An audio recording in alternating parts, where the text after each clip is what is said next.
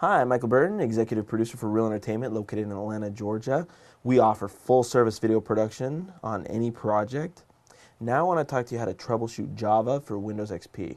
Let me start off by telling you that Windows XP is a registered trademark of Microsoft, and I am not affiliated with Microsoft.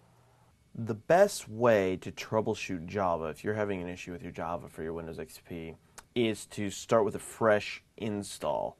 The way you're going to do this is you're going to go to your Start menu, you're going to go to your Control panel, you're going to go to where it says Add or Remove Program so that you can actually remove the current Java install. So what we're going to do is we're going to scroll down and we're going to find the Java install. Here we go, here's my Java, this is my update.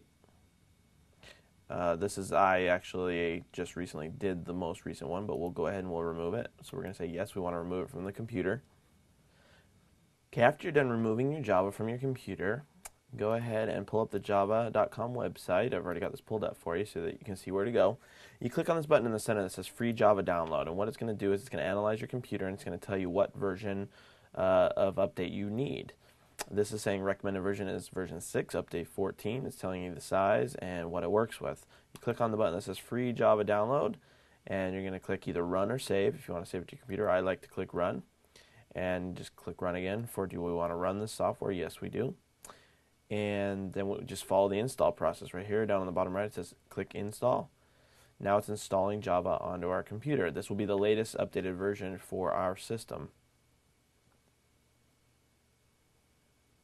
Okay, now Java has been installed onto the computer, and it's walking us through a install setup. Let's go ahead and click. We don't want to install the MSN toolbar. Let's click Next. Just says this may take a few minutes here.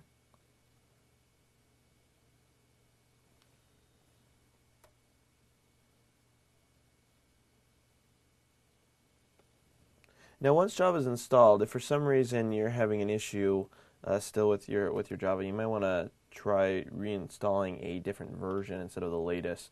I know that on my Mac computer I was running Mac OS X, Leopard, and I had version 10.5. And every time whenever the computer would ask me to update to the new version 10.57, I would update and it would screw up all my programs. And so until they work out the glitches, I'm not going to upgrade to 10.57. I'll stay at 10.5. But if you're having an issue with Java and you install the latest one and it's still not working with your computer, try reverting back to an older version of Java and see if that doesn't help you and get you up and working. Here we go. We've successfully installed Java. So we're up and running now. If you want to make sure that you still have it, you can go to your control panel, click on your Add or Remove Programs, and then scroll down to see if Java has been installed, and here it is right here. So we've now currently installed. If you're having any other issues, like I said, try reverting back to an older version of Java or try reinstalling the current version again.